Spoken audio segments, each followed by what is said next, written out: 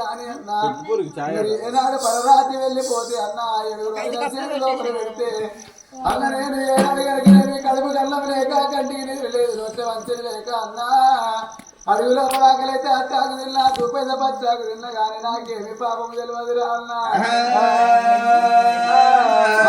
కాలుతోని దంతువారా చెయ్యితోని కొడుతువారా అన్నరా అన్నా నాయి అన్నా